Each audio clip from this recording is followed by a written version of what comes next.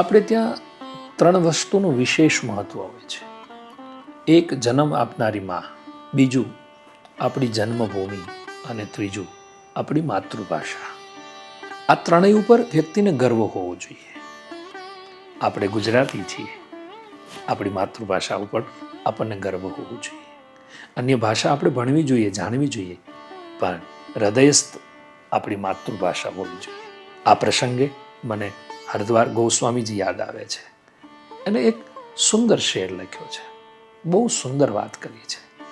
એક ઘા ને કટકા 3, એ જાણવું હોય તો તું ગુજરાતી ભણ. એક ઘા ને કટકા 3 એવી કોઈ ભાષા હોય તો એ ગુજરાતી ભાષા છે.